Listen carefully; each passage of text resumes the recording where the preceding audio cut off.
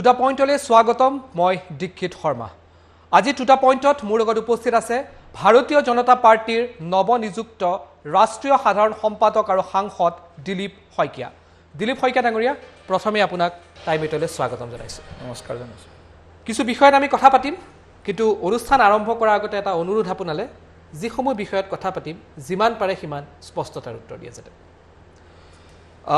মোৰ যদি ভুল হোৱা নাই ৰাষ্ট্ৰীয় সাধাৰণ সম্পাদকৰ দায়িত্ব লোৱাৰ পাছত সম্ভৱতঃ এইটো আপোনাৰ প্ৰথমটো আনুষ্ঠানিক সাক্ষাৎকাৰ হয় এইটোৱে আনুষ্ঠানিক প্ৰথম সাক্ষাৎকাৰ ৰাষ্ট্ৰীয় সাধাৰণ সম্পাদকৰ দায়িত্ব পোৱাৰ পিছত হয় প্ৰথম মই আপোনাৰ পৰা জানিব বিচাৰিছোঁ কাৰণ নিৰ্বাচন সমাগত নিৰ্বাচন আহি আছে আৰু নিৰ্বাচনৰ প্ৰাকখনত আপোনাক ৰাষ্ট্ৰীয় সাধাৰণ সম্পাদক হিচাপে বিজেপিৰ নিযুক্ত কৰা হৈছে আৰু বিজেপিত 8জন ৰাষ্ট্ৰীয় সাধাৰণ সম্পাদক থাকে আৰু তাৰ ভিতৰত অন্যতম আপুনি নিশ্চিতভাৱে দায়িত্ব বাঢ়িছে সমাগত নিৰ্বাচনক লৈ কি ৰণকৌশল আপুনি প্ৰস্তুত কৰিছে বা কি আপোনাৰ ভূমিকা প্ৰথম প্ৰতিক্ৰিয়া আপুনি কি ক'ব নিশ্চিতভাৱে ভাৰতীয় জনতা পাৰ্টি আজি সমগ্ৰ বিশ্বৰ সৰ্ববৃহৎ ৰাজনৈতিক শক্তি প্ৰায় 18 কোটি প্ৰাথমিক সদস্যৰে ভাৰতীয় জনতা পাৰ্টি আজি দেশত কাশ্মীৰৰ পৰা কন্যাকুমাৰী গুজৰাটৰ পৰা অৰুণাচল প্ৰদেশলৈকে সক্ৰিয়তাৰে ভাৰত মাতৃৰ সেৱাৰ কাৰণে 1951 চনৰ 21 অক্টোবৰত ভাৰতীয় জনসংঘ প্ৰতিষ্ঠাৰ পিছৰ পৰাই 1980 চনৰ 6 এপ্ৰিলত ভাৰতীয় জনতা পাৰ্টিৰ যি প্ৰতিষ্ঠা আৰু তেতিয়াৰ পৰাই 51 চনৰ পৰাই কংগ্ৰেছ বিৰোধী বা অনা কংগ্ৰেছী এক ৰাজনৈতিক শক্তি ৰাজনৈতিক পক্ষ সমগ্ৰ দেশত দেশৰ স্বাৰ্থত দেশৰ জনগণৰ স্বাৰ্থত এটা ৰাষ্ট্ৰীয়তাবাদী ৰাজনৈতিক বিচাৰধাৰাৰ জৰিয়তে যাতে আমি ভাৰত মাতৃক পুনঃ বিশ্বগুৰু হিচাপে প্ৰতিষ্ঠা কৰিব পাৰোঁ সেই সংকল্পক সিদ্ধিলৈ ৰূপান্তৰ কৰাৰ কাৰণে আমি কাম কৰি আছোঁ আৰু স্বাভাৱিকতেই ভাৰতীয় জনতা পাৰ্টিৰ যি সংগঠন সেই সংগঠন আজি সমগ্ৰ দেশত মজবুত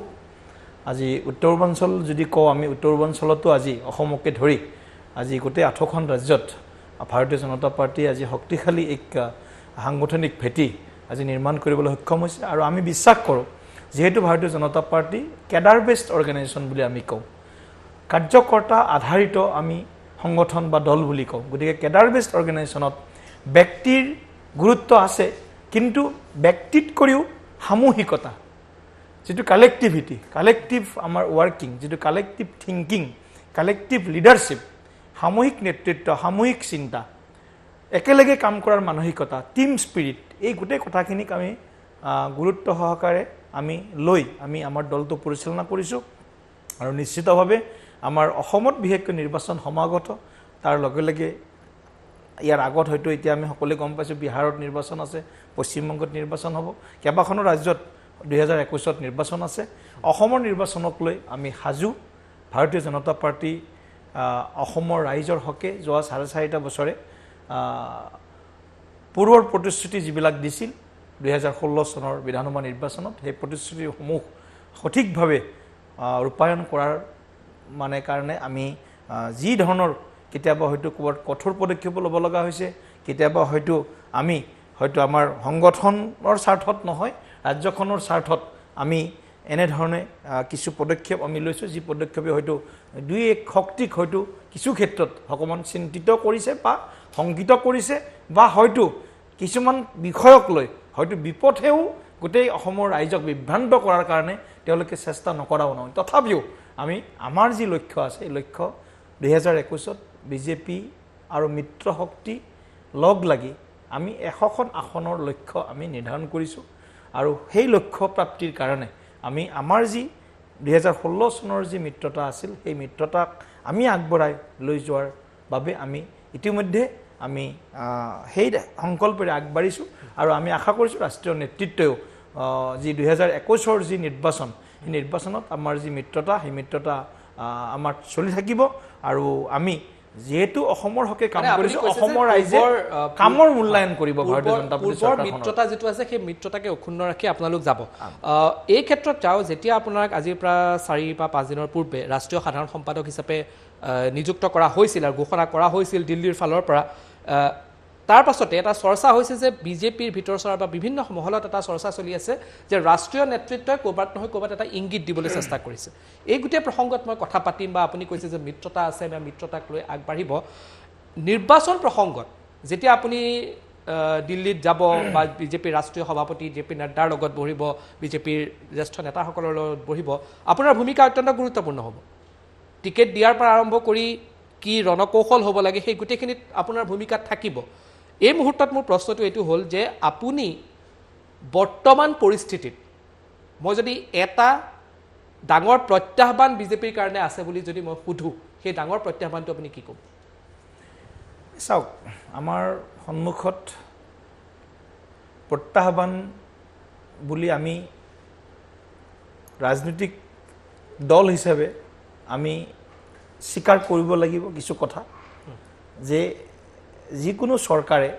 নিজৰ কাৰ্যকাল সম্পূৰ্ণ কৰাৰ পিছত 5 বছৰ হওক 10 বছৰ হওক এটা এণ্টি ইনকামবেঞ্চি এটা আহে এটা প্ৰতিষ্ঠান বিৰোধী ঢৌ এটা আহে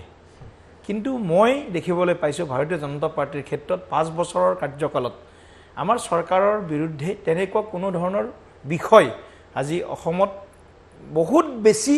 মানে প্ৰতিষ্ঠান বিৰোধী ঢৌ অহা নাই মাত্ৰ কা আইনখন CAA-ক লৈ এটা অসমৰ মানুহৰ মনত এটা প্ৰশ্ন মানে উত্থাপিত হৈছিল অসমৰ মানুহ শংকিত হৈছিল যে ভাৰতীয় জনতা পাৰ্টিয়ে সঁচাকৈ বাংলাদেশী হিন্দু বা বাংলাদেশৰ পাকিস্তানৰ পৰা আফগানিস্তানৰ পৰা অন্য সম্প্ৰদায়ৰ ধৰ্মীয় সংখ্যালঘু লোকসকলক ইয়াত অসমত বাধাহীনভাৱে এলোকক আনিব নেকি এই প্ৰশ্নটো আছিল আৰু এই প্ৰশ্নটো যেতিয়া আহিছিল তেতিয়া আমি বহুত হয়তো আমিও অকমান ৰাইজৰ ৰোখৰ সন্মুখীন হৈছিলোঁ মই ভাবোঁ এতিয়া কিন্তু এই যিটো কাৰ আন্দোলনৰ যিটো পৰিৱেশ এইটো হাম কাটিছে আৰু আমি ভাবোঁ যি দুৰ্নীতি ভ্ৰষ্টাচাৰ বিগত সময়ত যি ধৰণে চলিছিল আজি কিছু পৰিমাণে হ'লেও আমি ইয়াত অংকুশ বা নিয়ন্ত্ৰণ কৰিবলৈ আমি সক্ষম হৈছোঁ গতিকে আজিৰ দিনত আমি আমাৰ যদি প্ৰত্যাহ্বান আহে সেই প্ৰত্যাহ্বানটো আমাৰ সন্দেহযুক্ত যি বাংলাদেশী ধৰ্মীয় সংখ্যালঘু লোকসকল আছে সেই সকলৰ পৰাই বিজেপিৰ প্ৰতি প্ৰত্যাহ্বান নহয় এইটো অসমৰ প্ৰতি প্ৰত্যাহ্বান সেইসকল লোকৰ পৰা আহাৰ সম্ভাৱনা নথকা নহয় আপুনি কৈছে যে এণ্টি ইনকামবেঞ্চি নাই আপুনি কৈছে যে এটা প্ৰত্যাহ্বান আপোনাৰ দৃষ্টিত আছিল যে কাক লৈ পেলাই যিখিনি কথা কৈ আছিল কিন্তু শেহতীয়াকৈ আপুনি যেটা এটা আপোনাৰ মন্তব্যত এটা উল্লেখ কৰিলে যে দুৰ্নীতি মুক্ত এখন চৰকাৰ দিছে শেহতীয়াকৈ যি আপোনালোকৰ ৰাজ্যৰ বৰ্তমান দেখা পোৱা গৈছে যে SI নিযুক্তি যি কেলেংকাৰী এই SI নিযুক্তি কেলেংকাৰী বিগত 4.5 বছৰ শাসনকালত প্ৰথমবাৰৰ বাবে আপোনালোকৰ যি নেতৃত্বাধীন ৰাজ্য চৰকাৰ আছে সেই চৰকাৰখনলৈ আহিছে ক'ৰবাত নহয় ক'ৰবাত আপোনালোকৰ যি প্লেন প্ৰগ্ৰাম আছিলে আপোনালোকে যি ৰণকৌশল প্ৰস্তুত কৰিছিলে যে দ্বিতীয়বাৰ দিছপুৰ দখল কৰা এই ৰণকৌশলত ক'ৰবাত স্প্ৰিট ব্ৰেকাৰ হৈ যোৱা নাই নে এইটো নিশ্চিতভাৱে আমাক কিছু ক্ষতি কৰিছে এই কথাটোৱে কাৰণ SI কেলেংকাৰী বুলি ওলাইছে যেতিয়া কেলেংকাৰী শব্দটো ব্যৱহাৰ কৰিছোঁ মোৰ ক্ষেত্ৰত মই ক'ব বিচাৰিছোঁ এইটো এটা অনাকাংক্ষিত এটা ঘটনা এটা গোটেই মানে বিষয়টো আমাৰ মুখ্যমন্ত্ৰী সৰ্বানন্দ সোণোৱাল ডাঙৰীয়াৰ নেতৃত্বত যি চৰকাৰ চলিছে নিশ্চিতভাৱে বিগত সময়ত দেখিব কোনো মন্ত্ৰী বিধায়ক বা তেনেকুৱা কোনো নেতাৰ বিৰুদ্ধে তেনেকুৱা কোনো অভিযোগ উত্থাপন হোৱা নাই কিন্তু ব্যক্তিগতভাৱে কৈছোঁ কিন্তু এই ক্ষেত্ৰত যিটো অনাকাংক্ষিত ঘটনা হ'ল এইটো আমি নিশ্চয় এই ক্ষেত্ৰত আমি অকমান আমি অলপ বেকফুটত অকমান আহিছোঁ কিন্তু আমি মুখ্যমন্ত্ৰী ডাঙৰীয়াৰ যিটো ষ্টেপ লগে লগে গোটেই ঘটনাটোৰ তদন্ত কৰা আৰু ইতিমধ্যে যিসকল লোক ইয়াত জড়িত হৈছে তাৰ যি গোটেই তথ্য এটা পুংখানুপুংখ এটা তদন্ত প্ৰক্ৰিয়া এটা আৰম্ভ হৈছে গতিকে মই ভাবোঁ এই ইয়াত যিসকল লোক জড়িত আছে আৰু মই আজি স্পষ্টভাৱে ক'ব বিচাৰিছোঁ যদি ইয়াত কোনোবা ভাৰতীয় জনতা পাৰ্টিৰ সৰ্বোচ্চ স্তৰৰ যদি কোনোবা নেতা বা কাৰ্যকৰ্তা জড়িত আছে মই ভাবোঁ অসম চৰকাৰে যি তদন্ত ঘোষণা কৰিছে বা আমাৰ মুখ্যমন্ত্ৰী ডাঙৰীয়াই যি পদক্ষেপ ল'ব বিচাৰিছে ইয়াত কাকো ৰেহাই দিব নালাগে ইয়াত মানে সকলোকে যোন সন্দেহৰ মানে ক'ৰবাত নহয় ক'ৰবাত এই যিটো এটা কেলেংকাৰী ওলাল এই কেলেংকাৰীয়ে বিজেপিৰ ভাৱমূৰ্তিক ক'ৰবাত নহয় ক'ৰবাত আঘাত কৰিছে নিশ্চিতভাৱে অকমান কৰিছে নিশ্চিতভাৱে এইটো কথাটোক আমি যিহেতু মই অনাকাংক্ষিত বুলি কৈছোঁ আমি বহু চেষ্টা কৰিছোঁ বিগত সময়ত আমি তেনেকুৱা ধৰণে যিবিলাক আমি দেখিছিলোঁ আগৰ চৰকাৰবিলাকৰ দিনত, কাৰণ নাম নকওঁ মই, যে আজি যদি মানে যিকোনো এটা ৰাস্তা, যিকোনো এটা মানে অনুষ্ঠান যদি নতুনকৈ গঢ় দিয়ে, তাত কি ধৰণৰ পৰিস্থিতি হয়, এখন চৰকাৰী আঁচনি যদি ৰূপায়ণ হয়, তাত কি ধৰণে দুৰ্নীতি ভ্ৰষ্টাচাৰ হয়, এইবিলাক কথা অসমৰ ৰাইজে একেবাৰে ওচৰৰ পৰা বা ভিতৰৰ পৰা দেখিছে। কিন্তু আজি আমাক লৈ চৰকাৰ ৰাইজে বহুত আশাবাদী আছিল যে বিজেপিৰ দিনত এনেধৰণৰ কোনো ধৰণৰ দুৰ্নীতি ভ্ৰষ্টাচাৰ নহওক, আৰু সেই আশা কৰি হয়তো এনেধৰণৰ ঘটনা হোৱাৰ পিছত ৰাইজ অকণমান হয়তো তেওঁলোক আমাৰ ওপৰত ক্ষোভিত হৈছে। কিন্তু আমি APSCৰ ক্ষেত্ৰত যি পদক্ষেপ ল'লোঁ,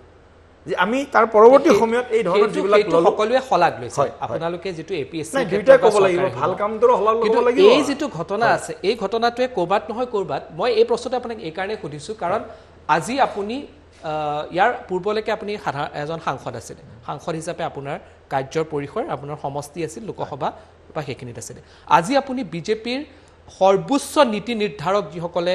কৰে তাৰ ভিতৰত আপুনি এজন অন্যতম, যদিও আপুনি পাৰ্লিয়ামেণ্টাৰী বৰ্ডৰ নহয়, কিন্তু সৰ্বোচ্চ নীতি নিৰ্ধাৰণ বা দিশ নিৰ্ণয় কৰাৰ ভিতৰত এজন আপুনি অন্যতম।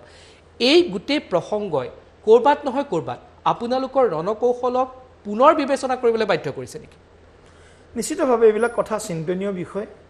কাৰণ আমি যিমান স্বচ্ছতাৰে মানে টোটেল ট্ৰান্সপাৰেঞ্চি যিটো কোৱা হয়, সম্পূৰ্ণ স্বচ্ছতাৰে আমি আমাৰ চৰকাৰখন চলাবলৈ প্ৰয়াস কৰিছিলোঁ। আৰু মই ভাবোঁ ইয়াত মানে এটা ডাঙৰ ষড়যন্ত্ৰ হয়তো থাকিব পাৰে। মই এতিয়া আপুনি হয়তো সুধিব কোন ষড়যন্ত্ৰকাৰী, সেই কথাটো হয়তো আজি মই ক'ব নোৱাৰিম। কিন্তু কথাটো হ'ল কি, চৰকাৰখনক এটা অস্থিৰ কৰা, চৰকাৰখনৰ কাম কাজখিনিক হয়তো অন্য ধৰণে ৰাইজৰ সন্মুখত উপস্থাপন কৰাৰ কাৰণে হয়তো কোনো শক্তিয়ে এটা পৰিকল্পনাও কৰিব পাৰে। আৰু এই ক্ষেত্ৰত অসম পুলিচৰ মই দেখিছোঁ যি DIGৰ কথা ওলাইছে বা অন্য ব্যক্তিসকলৰ নাম ওলাইছে, মই ভাবোঁ এই গোটেই ঘটনাবিলাক কিন্তু আজি যদি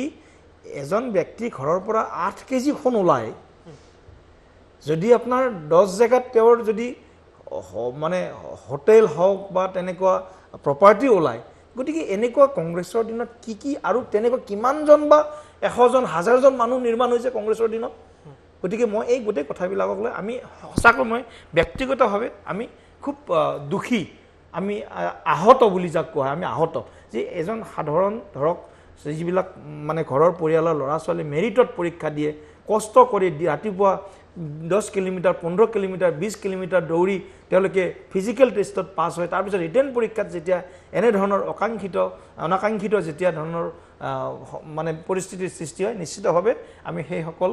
পৰীক্ষাৰ্থী বা সেইসকল যিসকল নিবনুৱা যুৱক যুৱতী আছে সেইসকলৰ দুখত নিশ্চিতভাৱে সমভাগী হোৱাটো উচিত।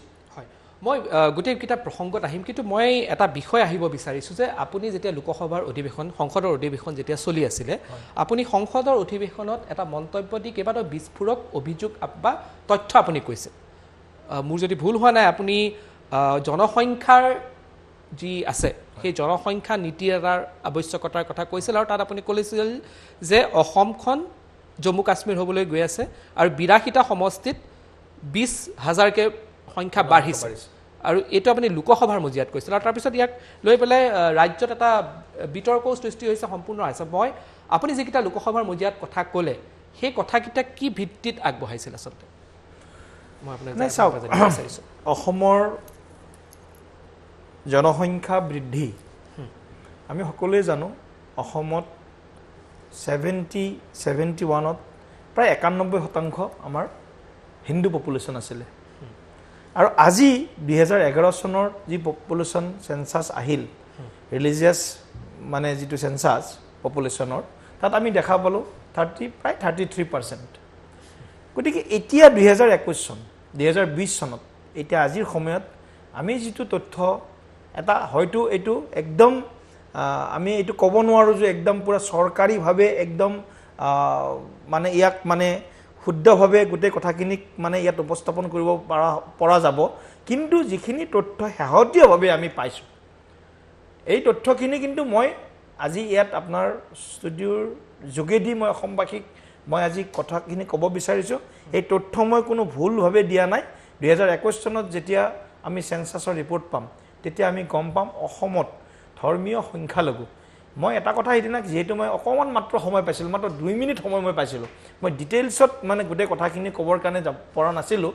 ইয়াত আমি জনসংখ্যা বৃদ্ধি ক'ত হৈছে আমি সকলোৱে জানো যে অসমৰ যিকেইখন জিলা ইতিমধ্যে 9খন জিলাত আমি আমাৰ খিলঞ্জীয়া মানুহসকল বা হিন্দুসকল মই স্পষ্টভাৱে কৈছোঁ আজি আমি তাত সংখ্যা লঘু হিচাপে আজি পৰিগণিত হৈছোঁ আৰু এনেকুৱা যিবিলাক সমষ্টি আছে তাত আপুনি দেখিছোঁ প্ৰায় 28টা সমষ্টিত 50%ৰ ওপৰ 50%ৰ এবভ মুছলিম পপুলেশ্যন তাৰে ভিতৰত খিলঞ্জীয়া যিসকল আমাৰ মুছলমান আছে সেই সমষ্টিবিলাক আমি যদি বাদ দিওঁ তেনেহ'লে প্ৰায় 28-30টা সমষ্টিত মানে প্ৰায় ইয়াত যি মুছলিম ভোটাৰ বা মুছলিম জনসংখ্যা এই মুছলিম ভোটাৰ মুছলিম জনসংখ্যা 70%তকৈ অধিক গতিকে আমি আজি যদি চাওঁ মই এইটো যিটো কথা আমাৰ হয়তো আমাৰ লেফটেনেণ্ট জেনেৰেল SK সিনহাই কৈ গৈছিল আজিৰ পৰা 3 দশক পূৰ্বে ক'ব গ'লে তেখেতে কৈ গৈছিল যে অসমত যি ধৰণে মানে যি ধৰণে মানে ইয়াত ইনফ্লাক্স হৈ আছে এই ইনফ্লাক্সটো এটা ডেমোগ্ৰাফিক ইনভাজন গতিকে এটা জনসাংখ্যিক আগ্ৰাসন তাৰপিছত 2005 চনত মহামান্য সুপ্ৰিম কোৰ্টে IMDT এক্টৰ যেতিয়া ৰায় দিছিল তেতিয়াই কথাখিনি উল্লেখ কৰিছিল গতিকে আজি বাস্তৱটোক আমি সন্মুখীন হ'বই লাগিব বাস্তৱটো এনেকুৱা হৈছে যে অসমৰ এতিয়া প্ৰায় 40টামান সমষ্টিত আমি খিলঞ্জীয়া মানুহ আজি সংখ্যালঘুত পৰিণত হৈছোঁ আৰু সেই সমষ্টিসমূহত কিন্তু ধৰ্মীয় মানে সংখ্যালঘুসকল বা মুছলমানসকল আজি তেওঁলোক সংখ্যাগুৰু হিচাপে আজি তেওঁলোকৰ পজিশ্যন বা স্থান তেওঁলোক মানে প্ৰথম স্থানত আহিবলৈ তেওঁলোক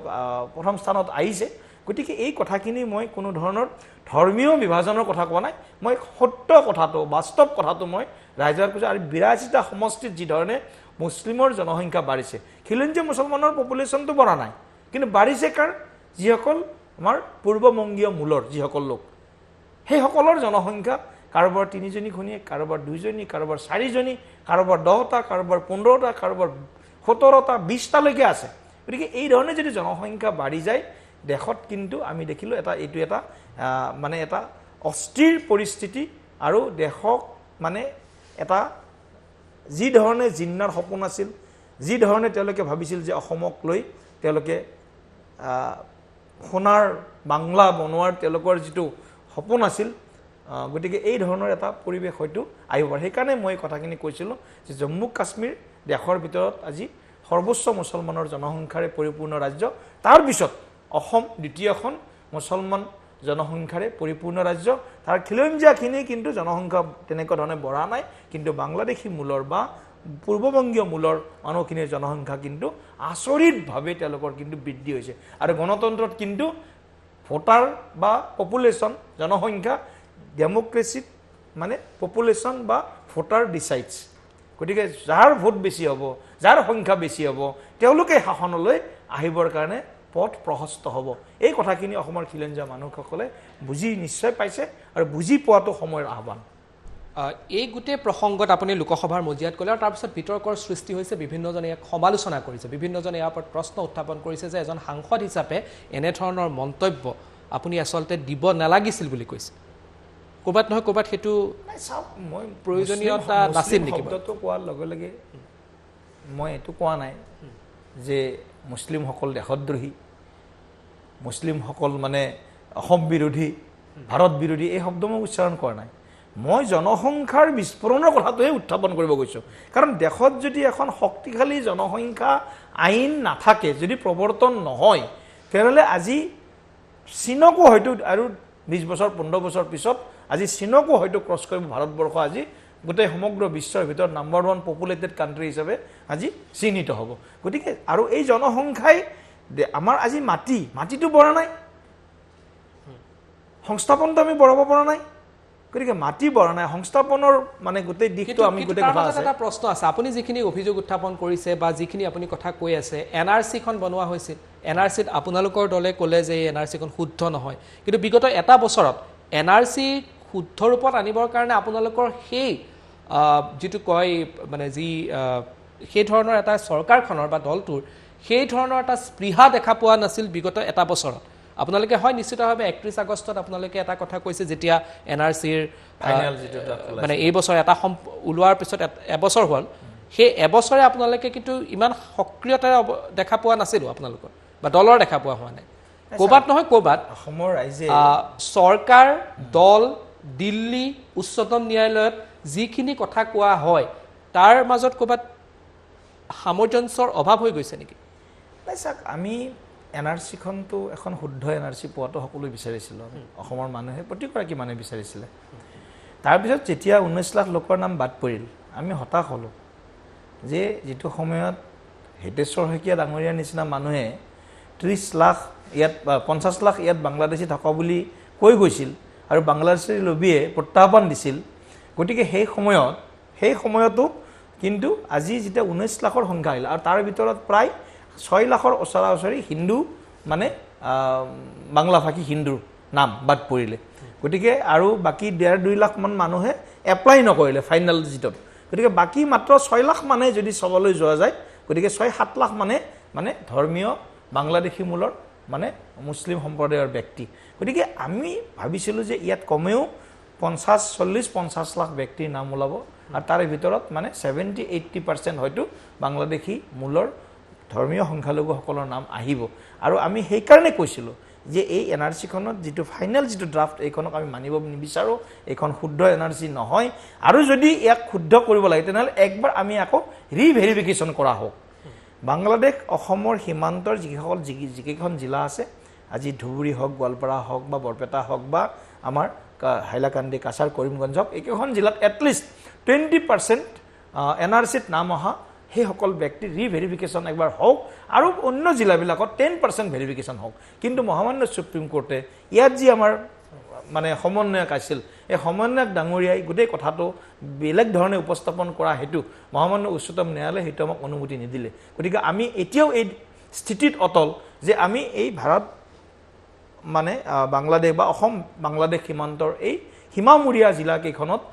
এটলিষ্ট 20% ৰিভেৰিফিকেশ্যন যদি NRCৰ এই ক্ষেত্ৰত মানে কাম কৰা হয়, তেতিয়াহ'লে পানী কা পানী দুধ কা দুধ, গোটেই সঁচা মিছা গোটেইখিনি কথা জল পটপটকৈ ওলাই পৰিব। এইটো দাবীত আজিও অটল। কিন্তু এইখন NRCৰ যি 19 লাখ মানুহৰ নাম বাদ পৰিল, এইখন NRCৰ এই ফলাফলক লৈ আমি সুখী নহয়, আমি সন্তুষ্ট নহয়। আৰু এই NRCখনক লৈ আমি আগন্তুক দিনত আমি যিটো এফিডেভিট আমাৰ চৰকাৰে দিছিল, অসম চৰকাৰেও কৈছিল, ইয়াত এই স্থিতিত আমি অটল আছোঁ। মই এতিয়া পুনৰ আপোনাৰ দায়িত্বৰ প্ৰসংগত আহিছোঁ। যিহেতু আপুনি নতুনকৈ দায়িত্ব দিয়া হৈছে, ৰাষ্ট্ৰীয় সাধাৰণ সম্পাদকৰ দায়িত্ব আপোনাৰ দিয়া হৈছে। কাৰ্যক্ষেত্ৰ বাঢ়িব, আপোনাৰ কাৰ্যক্ষেত্ৰ বাঢ়িব আৰু আপোনাৰ বিভিন্ন ৰাজ্যৰ আপোনাৰ দায়িত্ব থাকিব। ক'ৰবাত নহয় ক'ৰবাত যদি অসমৰ দায়িত্বত বা বেলেগ ৰাজ্যৰ দিয়ে, তেতিয়াহ'লে অসমৰ কাৰণে আপোনাৰ সময় কমি যাবও পাৰে। সেইটো এটা বাৰু বেলেগ বিষয়, কি দায়িত্ব দিয়ে। কিন্তু ৰাষ্ট্ৰীয় পৰ্যায়ত এটা কথা ক'ব লাগিব যে ক'ৰবাত নহয় ক'ৰবাত যি ধৰণৰ এটা সৰ্বভাৰতীয় ৰাজনৈতিক দলত দায়িত্ব দিয়া হৈছে, এটা ৰাষ্ট্ৰীয় পৰ্যায়ত এটা গুৰু দায়িত্ব এজন অসমীয়া হিচাপে আপুনি পাইছে। মই যদি স্পেচিফিক নিৰ্বাচন প্ৰসংগ সোধোঁ, আৰু নিৰ্বাচন যদি আপুনি আদৰ্শৰ কথা ঠিক আছে, সকলো ঠিক থাকে, কিন্তু নিৰ্বাচন ইকুৱেশ্যনত জিকে আৰু বিধায়কত জিকে। হয়, আপোনালোক বৰ্তমান ক্ষমতাত আছে, 61জন আপোনালোকৰ বিধায়ক আছে। চৰকাৰ আকৌ আহিবৰ কাৰণে আপোনালোকে 64জন আনিব লাগিব। তো তেনেকুৱা এটা ক্ষেত্ৰত এই যি সমীকৰণ আছে, এই যি কেমেষ্ট্ৰি আছে, এই কেমেষ্ট্ৰিত কেনেকুৱা ধৰণৰ ৰূপ দেখা পোৱা যাব পাৰে? চৰকাৰ ৰাইজে নিৰ্মাণ কৰে, ৰাইজে গঠন কৰে, ৰাইজৰ হৈ আমি কাম কৰিছোঁ। ৰাইজে আমাৰ কামৰ মূল্যায়ন কৰিব আৰু এই মূল্যায়নৰ ভিত্তিত আমি বিশ্বাসী, আশাবাদী অসমৰ ৰাইজে পুনৰবাৰ ভাৰতীয় জনতা পাৰ্টীৰ নেতৃত্বত মিত্ৰজোঁট চৰকাৰখন আকৌ প্ৰতিষ্ঠা কৰিব। কিন্তু কথাটো হ'ল কি, আপুনি কোৱা কথাটো, এইবাৰ যিটো ইলেকশ্যন, এতিয়া যিটো আমি বৰ্তমান যিটো একদম বহুত মানে আজিৰ দিনটোত আমি গোটেই কথাখিনি আমি 6 মাহ পিছত কি ৰাজনৈতিক পৰিদৃশ্য দেখা পাওঁ, সেইটো আমি আজিৰ দিনতে একেবাৰে চূড়ান্তভাৱে ক'ব নোৱাৰোঁ। কিন্তু অকণমান আমি এটা চিন্তা কৰিছোঁ, যদি এই শক্তিবিলাক একলগ হয়, কংগ্ৰেছ হওক, AUDF হওক, তেতিয়াহ'লে ক'ৰবাত হয়তো আমাৰ অকণমান ক্ষতি হ'ব, ক'ৰবাত হয়তো আমাৰ অকণমান গেইন হ'ব, লাভ হ'ব। গতিকে আমি য'ত লাভ কৰিব হ'ব আমাৰ, সেই অঞ্চলত আমি নিশ্চিতভাৱে আমি সেই অঞ্চলসমূহত আমি কনচেনট্ৰেট কৰিম। সেই অঞ্চলসমূহত আমি আমাৰ সাংগঠনিক শক্তি আমি যাতে তাতে কোনো ধৰণে আমি প্ৰাৰ্থী প্ৰক্ষেপ কৰোঁতেও সাৱধান হ'ম, যাতে সেই যাক প্ৰাৰ্থিত্ব দিওঁ তেওঁ যাতে অনাহয়ে তাতে জিকি আহিব পাৰে গতিকে আৰু কিছুমান অঞ্চলত ধৰক য'ত নেকি আমি দেখিছোঁ য'ত আমাৰ প্ৰত্যাহ্বান আহিছে জনসাংখ্যিক দিশৰে বা পপুলেশ্যন পেটাৰ্নৰ ভোটাৰ পেটাৰ্নৰ জৰিয়তেই হওক সেইবিলাক অঞ্চলতো আমি অকণমান চিন্তা কৰিব লাগিব আৰু আমি এটা খুব সূক্ষ্ম ৰণনীতি এটা প্ৰস্তুত আমি কৰি আছোঁ আৰু আমি বিশ্বাস কৰোঁ যে এতিয়া যিবিলাক গোটেই ৰাজনৈতিক যিটো পৰিদৃশ্য প্ৰশ্নটো এইটো হ'ল যে আপুনি যিহেতু প্ৰাৰ্থী ক'লে মই সেইকাৰণে প্ৰাৰ্থিত্ব কেন্দ্ৰিক প্ৰশ্নটো আপোনাক সুধিছোঁ যে যদিহে প্ৰয়োজন হয় প্ৰাৰ্থীৰ টিকেটো কাটিব লগা হ'ব পাৰে নেকি যদিহে বৰ্তমান ভাৰতীয় জনতা পাৰ্টিত চব সম্ভৱ হ'ব পাৰে 126 জন লোকসভাৰ প্ৰাৰ্থিত্ব মানে তেওঁলোক টিকেট কাটিছিল লোকসভাত 126 জন 2019 চনত গতিকে ভাৰতীয় জনতা পাৰ্টিত সকলো চিটিং এমপি টিকেট কাটিছিল চিটিং এমপি গতিকে অসমত 5 জনৰ কাটা হৈছে অসমত 5 জনৰ কাটা হৈছিল আমি নিজে জানো গতিকে ইয়াত সকলো সম্ভৱ ইয়াত গোটেই কথাখিনি ইতিমধ্যে আমাৰ সাৰ্ভে ইত্যাদি গোটেই কথাখিনি আমাৰ চলি আছে আৰু মই ভাবো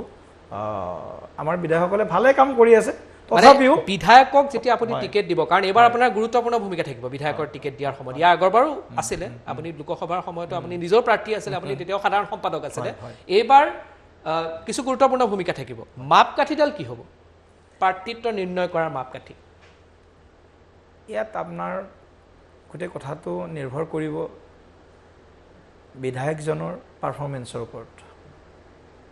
আৰু তেওঁ বিগত 5টা বছৰত বা 4.5টা বছৰত 5টা বছৰ ধৰিব লাগিব তেতিয়ালৈকে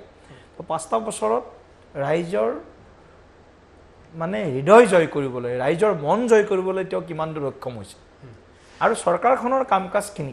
কি ধৰণে তেওঁ ৰাইজৰ মাজলৈ লৈ যাবলৈ সক্ষম হৈছে এই গোটেই কথাখিনি চাব লাগিব আৰু তেওঁৰ ভাৱমূৰ্তিটো কেনেকুৱা থাকিল 5 বছৰত তেওঁ ৰাইজে তেওঁ কি ধৰণে গ্ৰহণ কৰিলে ভাল মজলীয়া বেয়া অতি ভাল এই ধৰণে গোটেই কথাখিনি আমি চিন্তা কৰিম গতিকে অতি ভাল সকল যিসকলৰ মানে ৰাইজৰ মাজত সেই ইমেজটো থাকিব তেওঁলোকৰ কোনো সংগীত হোৱাৰ কাৰণ অতি ভালত কোন কোন আছে এতিয়া অতি ভালত আমি সাৰ্ভেটো অলপ হৈ গৈছে নিশ্চয় মানে অতি ভালৰ মানে কথাবিলাক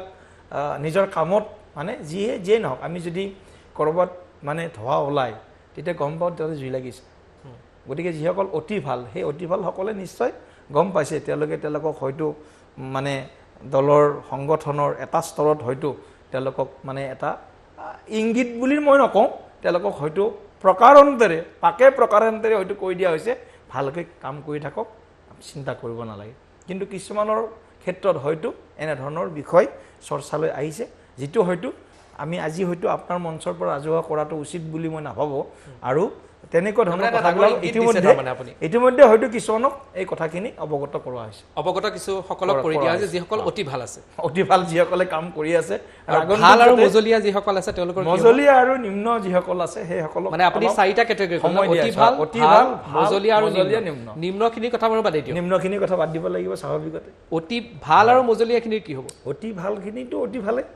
ভাল আৰু মজলীয়াখিনি যদি এইখিনি এই ছমাহত যদি ভাললৈ তেওঁলোক মানে গাড়ীখন যদি ধৰক এতিয়া 60 কিলোমিটাৰ স্পীডত চলাই আছে যদি ধৰক তেওঁলোকে 80 বা 90 100 স্পীডত চলাব পাৰে এই ছমাহৰ ভিতৰত কাৰণ 4.5 বছৰত মানে এনেকুৱাটো বেয়া কাম কোনেও ভাল আৰু মজলীয়াৰ ভিতৰত মন্ত্ৰীও আছে নেকি বাৰু মন্ত্ৰীও থাকিব স্বাভাৱিকতে মন্ত্ৰী নিশ্চয় থাকিব আৰু নিম্নতো মন্ত্ৰী আছে নেকি নিম্নত মন্ত্ৰী এতিয়ালৈকে নাই বাৰু মন্ত্ৰী এজনো মন্ত্ৰী নাই নিম্নত নাই বাৰু যিয়ে নহওক মন্ত্ৰীসকলে কাম কৰাৰ সুযোগ এটা বিশেষ ধৰণে পায় গতিকে তেওঁলোকে নিম্ন একেবাৰে এৰিত নাহে যিয়ে নহওক বাৰু মই এইখিনি কথা এইকাৰণে কৈছোঁ যে আমাৰ দলটো